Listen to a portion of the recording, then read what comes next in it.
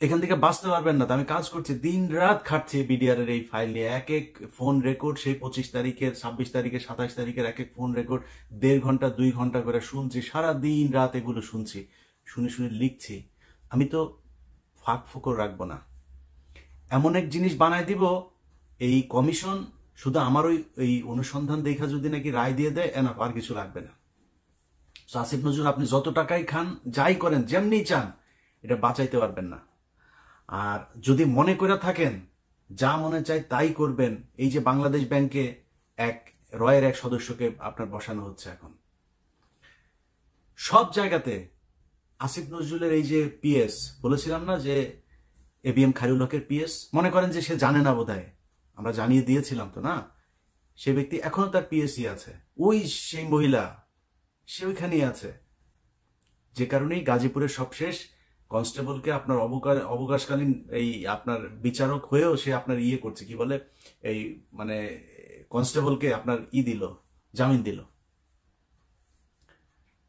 কেন জামিন দিল? কারণ ওই যে নিজের দলের লোক, দাদাদের দেশ থেকে ফোন করা হয়, এটা করো, এটা করে দাও, তার ওএসডি করা হয়েছে। কেন ওএসডি করতে হবে? কেন এখন আবার আইন দেখাইতে পারে যে না, জজ সাহেবরে চাইলে এই করা যায় না, ওই করা যায় না। এত আইন দেখায় তো আপনারা ক্ষমতায় আসেন নাই, তাই না? আপনারা কেউ জিজ্ঞেস করে নাই তো? ওরে বিচার করলে, ওরে গ্রেপ্তার করলে কেউ আপনারা তো এসে জিজ্ঞেস করতো না যে ভাই এটা করলেন কেন, করেননি। যাই হোক, আসিফ নজরুল, প্রথম আলো, ডেইলি স্টার মিলে এই বিডিআর হত্যাকাণ্ড এটাকে ধামাচাপা দেওয়ার চেষ্টা চালিয়ে যাচ্ছে। এখন পর্যন্ত নানাভাবে হুমকি দেওয়া হচ্ছে ডিজিএফআই, এনএসআই থেকে। তাদের কিছু কিছু ডিজিএফআই, এনএসআই কর্মকর্তার ফোন রেকর্ডও তাদের কাছে আছে। তো এগুলো করে করে এই বিচারটাকে বন্ধ করার জন্য পায়তারা করা হচ্ছে।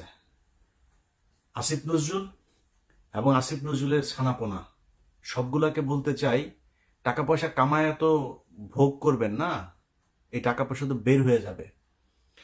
অনেক আমাদের প্রিয় উপদেষ্টার বাবা পর্যন্ত গিয়া চাঁদাবাজি করছে, সেই ফোন রেকর্ডও আছে। বাপরে মাঠে নামিয়েছে চাঁদাবাজি টাকা কালেকশন করার জন্য। আবার এটার আবার একটা বৈধতা নিয়েছে, কিভাবে জানেন? ওনারা নাকি দল গঠন করবে, দলের জন্য টাকা লাগবে। আপনাদের অপমান করতে চাই না, নামগুলিও বললাম না, অডিও ছাড়ি না এখন পর্যন্ত।